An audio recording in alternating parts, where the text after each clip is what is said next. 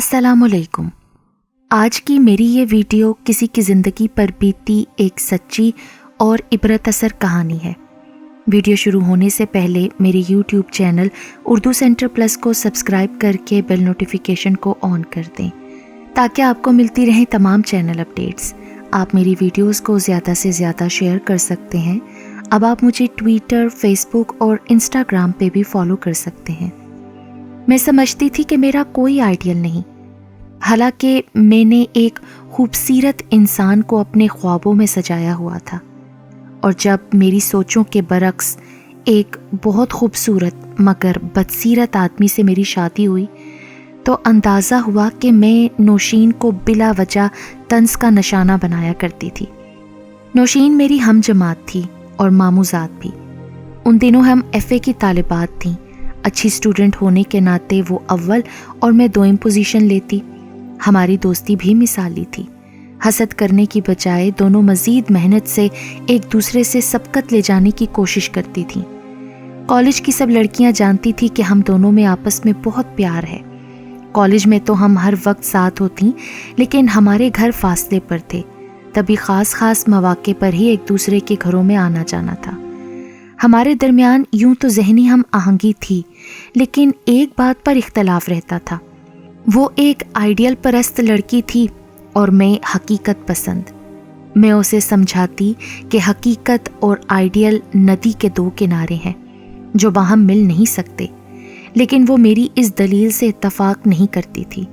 اس میں ایک صفت اچھی تھی کہ وہ مجھ کو سچے دل سے دوست سمجھتی تھی اور بھروسہ بھی کرتی تھی۔ مجھ سے اپنی کوئی بات نہیں چھپاتی تھی۔ وہ اپنے خوابوں میں ایک ایسے شہزادے کو بسائے ہوئی تھی جو کسی دوسری ہی دنیا کا باسی تھا۔ جب وہ ایک خوبصورت جیون ساتھی کی تمنا کرتی تو میں کہتی کہ جیسا پرتو تیرے خوابوں میں ہے، حقیقی زندگی میں ایسا حسین شہزادہ تجھ کو مل نہیں سکتا، لہٰذا تو کسی یوسف ثانی کے خواب دیکھنے کے بجائے کسی خوبصورت شخص کو بطور جیون ساتھی اپنے رب سے مانگا کر۔ وہ میری بات پر کان نہ دھرتی بلکہ برا منا لیتی۔ جب موڈ میں ہوتی تو اپنے خوابوں کے شہزادے کی تصویر الفاظ میں کھینچ دیتی۔ کہتی، تابندہ، مجھ کو تو گوری رنگت، نیلی آنکھوں اور چوڑے شانوں والے ایسے جیون ساتھی کی تمنا ہے جس کا قد دراز ہو اور پرسنالٹی شاندار ہو، جس کے بال گھنگریالے ہوں اور جب وہ مسکرائے تو اس کے لبوں سے پھول جھڑیں۔ تم نے یونانی دیوتاؤں کے مجسمے دیکھے ہیں نا؟ تبھی میں تنگ آ کر کہتی، نہیں، میں نے نہیں دیکھے پتھر کے مجسمے، میں نے تو گوشت پوست کے جیتے جاگتے انسان دیکھے ہیں، معمولی شکل و صورت کے، عام سی صورت والے، لیکن سیرت کے دھنی ہوں تو ہی بات ہے۔ صورت کے گلفام ہوں لیکن عورت کو پیر کی جوتی سمجھتے ہوں۔ ایسے جیون ساتھی کی مجھ کو آرزو نہیں ہے۔ خدارا سوچوں کے اس خوبصورت جال سے نکلو، ورنہ تم اپنی ہی سوچوں میں الجھ کر رہ جاؤ گی۔ یہ تو سچ تھا کہ ظاہری خوبیوں والے انسان کا باطن بدصورت ہو تو اس کے ساتھ زندگی بسر کرنا مشکل ہو جاتا ہے۔ میں نوشین کی سوچ کو نہ بدل سکی، اس کو حقیقت تسلیم کرانے میں ناکام رہی اور وہ اپنے خوابوں کے بھنور کے حصار سے باہر نہ نکل پائی۔ وہ بحث میں مجھے یہ کہہ کر ہرا دیتی کہ میری طرف دیکھو، میں خوبصورت ہوں نا، تو میرا جیون ساتھی بھی میری طرح حسین و جمیل ہونا چاہیے نا۔ خوبصورت مرد سے شادی کرنا کیا میرا حق نہیں بنتا؟ بھلا میں کیوں کسی معمولی شکل کے شخص سے شادی کروں جو ظاہراً مجھ سے میچ نہ کرتا ہو، خواہ وہ ہزار باطنی خوبیوں کا مالک ہو؟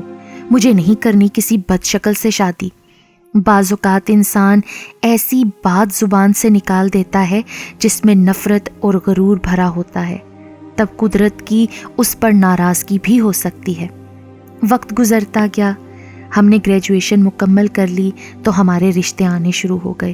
میں نے امی سے کہہ دیا تھا کہ آپ جس کو میرے لیے منتخب کریں، اول بات یہ مد نظر رکھنا کہ وہ اچھی سیرت کا ہو۔ شکل معمولی ہو تو کوئی بات نہیں، مجھے قبول ہوگا، کیونکہ صورت تو اللہ کی بنائی ہوئی ہے، مگر ساری زندگی نیک سیرت سے پرسکون چلتی ہے ماں۔ اماں جواب دیتی، یہ باتیں بے وقوف لڑکیاں سوچتی ہیں ری، जोड़े तो आसमान पर बनते हैं, किसी की सूरत अच्छी तो किसी की सीरत, और खुशकिस्मत वो कि जिसकी किस्मत में सीरत और सूरत में दोनों खूबियों वाला जीवन साथी लिखा हो। इंसान तो बस ऊपरी छान फटक कर लेता है ना, अंदर का हाल किसे मालूम बेटिया। चुनाव के अमल में इंसानी ख्वाहिश तो यही होती है ना कि लड़का अच्छा हो, लेकिन उसमें लड़की की अपनी किस्मत का भी दखल होता है ना। बस दुआ करनी चाहिए कि सब अच्छा अच्छा हो जाए। नौशीन के घर का माहौल हमारे जैसा ना था। वो लोग लड़की की राय नहीं पूछते थे। उसके वालिद तो बहुत सख्त मिजाज थे। उनका कहना था लड़की से क्या पूछना, लड़की की कोई पसंद नापसंद नहीं होती, उसकी रज़ा व मंशा की चाबी उसके बुजुर्गों के हाथ में होती है, और होनी भी चाहिए कि वो जिससे चाहें उसकी शादी कर दें। भला लड़की क्या जाने कौन अच्छा है कौन बुरा है। मामू अजीब मिजाज रखते थे। वो सुनते सबकी मगर करते अपने मन की थे, और जिस बात पर अड़ जाते ना, दुनिया की कोई ताकत उनको उस काम से बाज न रख सकती थी। हाँ, मामू की एक सोच मुझसे ज़रूर मिलती थी, ये कि वो भी यही कहते थे कि खूबसूरती से ज़्यादा इंसान की खूबसूरती अहमियत रखती है। अपनी बेटी नौशीन के लिए भी वो किसी ऐसे ही रिश्ते के मुंतज़िर थे। आखिरकार एक ऐसा रिश्ता आ ही गया, और ये मुमानी के दूर के रिश्तेदार थे। लड़का निहायत नेक अतवार, शरीफ नफ्स और साहिब हैसियत, लेकिन शक्ल सूरत से कुछ गया गुजरा था। नौशीन के आइडियल से तो बिल्कुल बरक्स था, लेकिन माशरे में उसका मुकाम था, इज़्ज़त व एहतराम के लिहाज से भी और कारोबारी साख के एतबार से भी। नौशीन को उन्होंने उसकी खूबसूरती के अलावा जहानत की वजह से भी पसंद किया था। लड़के ने जब नौशीन की एक झलक देखी तो उसी से शादी करने का सोच लिया। वो अपने जज्बे में सच्चा था, मगर नौशीन नईम का मजाक उड़ाती थी। कहती कि इस शख्स के ख्वाब तो देखो, कव्वे की चोंच में अनार की कली। मैंने कहा, नौशीन, क्या मामूली सूरत वालों को खूबसूरत ख्वाब देखने का हक नहीं होता?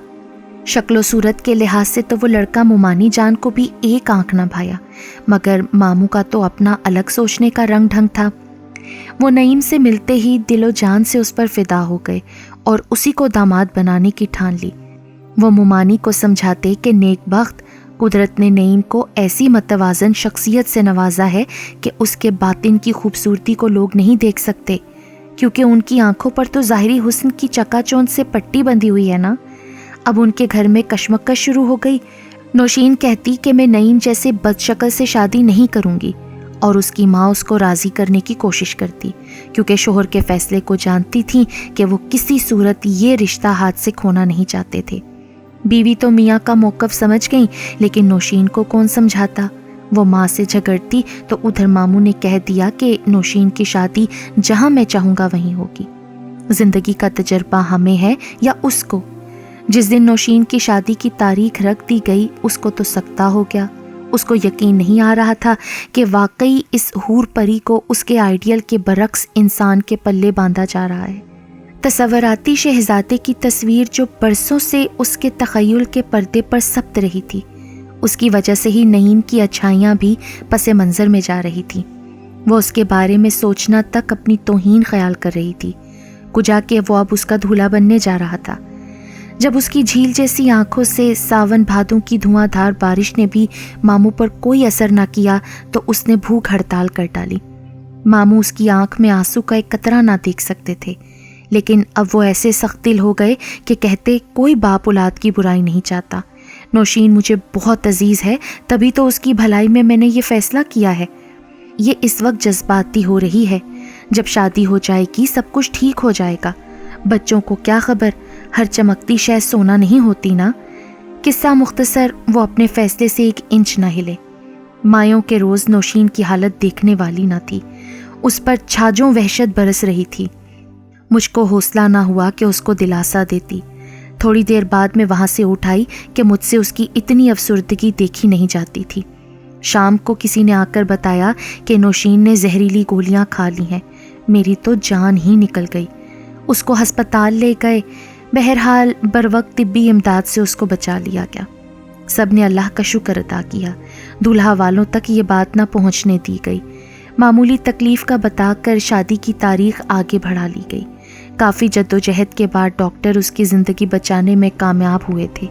سب لوگ پریشان تھے، لیکن میں نوشین کے والد کے حوصلے کی داد دیتی ہوں کہ وہ بالکل پرسکون تھے۔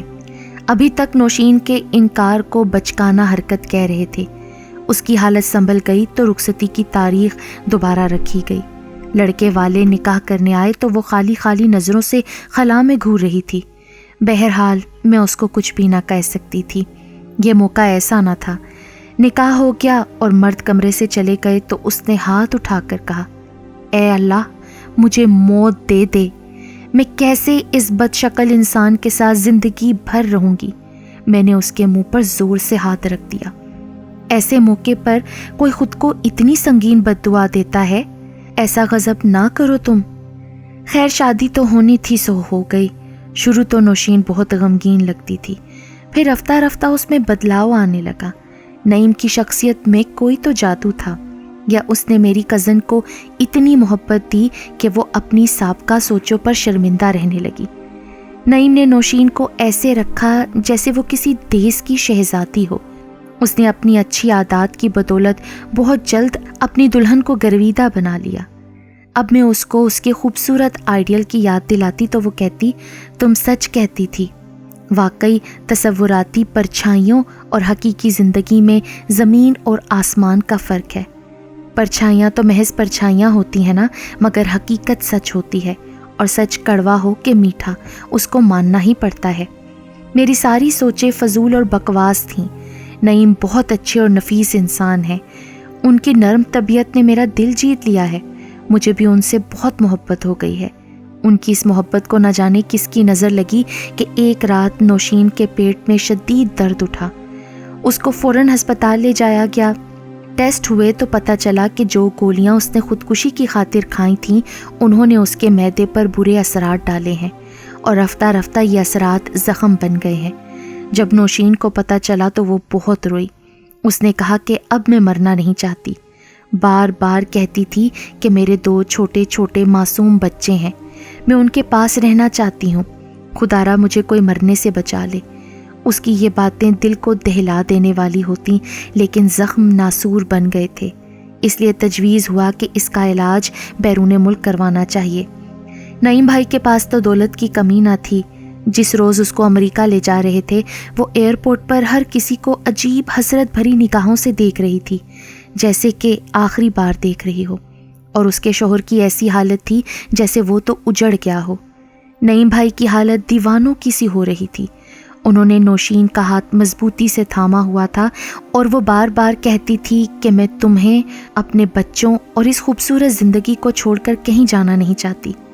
وہ بار بار میرے گلے لگ کر کہتی تھی، امی سے کہنا میرے بچوں کا بہت خیال رکھیں گی، میں جلد لوٹ آؤں گی۔ جاتے جاتے اس نے یہ آخری جملہ کہا جس کو میں عمر بھر نہیں بھلا سکتی۔ اس نے مجھ سے کہا تھا، میں نے خود کو رخصتی والے دن بد دعا دی تھی نا، شاید میری وہی بد دعا مجھے لگ گئی ہے۔ میں بہت ناشکری ہوں نا تابندہ۔ اس کو معدے کا کینسر ہو گیا تھا، اس کا آپریشن ہونا تھا، ہم سب اس کی زندگی کی دعا کر رہے تھے، لیکن کسی کی دعا نے اثر نہیں کیا۔ آپریشن کامیاب نہ ہوا۔ 15 روز بعد اس کی لاش واپس آ گئی۔ نعیم بھائی بے حس و حرکت ایک ایک کا منہ تک رہے تھے۔ جس شخص کو اس نے بدشکل کہہ کر اسے نجات حاصل کرنا چاہی تھی، وہ اس کے مرنے کے بعد بھی اس کے ساتھ وفادار تھا۔ نعیم بھائی نے اپنے بنگلے کے احاطے میں اس کی قبر کھدوائی اور بچوں کی پرورش کی خاطر گھر میں ہی دفتر بنا لیا۔ اس بدصورت شخص نے خوبصورتی کی ایسی مثال قائم کی کہ نوشین کی روح بھی حیران ہوتی ہوگی۔ اتنے برس ہو گئے، آج بھی وہ صبح سویرے روزانہ نوشین کی قبر پر تلاوت کرتے ہیں، اپنے ہاتھ سے ارد گرد کی صفائی کرتے ہیں۔ افسوس کہ ایک نادان لڑکی نے اپنی نادانی کے باعث اپنا سب کچھ کھو دیا اور زندگی کی بازی وقت سے پہلے ہار گئی۔